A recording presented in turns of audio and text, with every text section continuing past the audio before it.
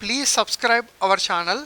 హస్తంలో ఈ ring finger లేదా ఉంగరపు వేలిని రవి వ్రేలు లేదా సూర్య వ్రేలుగా చెప్పుకుంటాం. సన్ ఫింగర్ అంటాం దీన్ని. ఈ సూర్య వ్రేలు కింద ఉన్నటువంటి ఈ భాగాన్నంతటిని కూడా సూర్యస్థానము లేదా రవిస్థానము లేదా సన్ మౌంట్గా చెప్పుకుంటాం.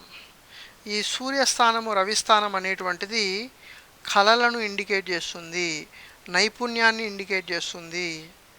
సో ఈ సూర్యస్థానము బాగుంటే కళల లోపట ఏదో ఒక కళాకారుడిగా ఉండి 64 కళల్లో ఏదో ఒక కళ అబ్బడం జరుగుతుంది. మంచి నైపుణ్యాన్ని కలిగి ఉంటారు, మంచి సొగసును కలిగి ఉంటారు, నేర్పును కలిగి ఉంటారు, ఓర్పును కలిగి ఉంటారు, మంచి ఖ్యాతిని, గుర్తింపును, గౌరవాన్ని పొందుతారు, సమాజం లోపట మంచి పేరు ప్రఖ్యాతులు పొందుతారు, అదేవిధంగా మంచి సుఖాన్ని కలిగి ఉంటారు.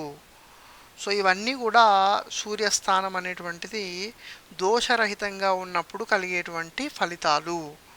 ఒకవేళ దోషంగా కనుక ఉంటే ఇప్పుడు మనం చెప్పుకున్నటువంటి అన్ని అంశాల్లో నెగిటివ్ ఫలితాలు రావడం జరుగుతుంది. దోషరహితంగా ఉండాలి అంటే సూర్యస్థానం అనేటువంటిది ఎలాంటి అడ్డుగీతలు, పిచ్చిగీతలు లేకుండా స్పష్టంగా ఉండి, ఉబ్బెత్తుగా ఉండి, వికసించి ఉండి, ఈ రవిస్థానం అనేటువంటిది ఎర్రని వర్ణం లోపల ప్రకాశవంతంగా ఉండాలి. ఆ విధంగా ఉన్నప్పుడు అది దోషరహితంగా ఉండి మనం ఇప్పుడు చెప్పుకున్నటువంటి అన్ని ఫలితాలు కూడా ఆ జాతకుడికి సిద్ధించడం జరుగుతుంది.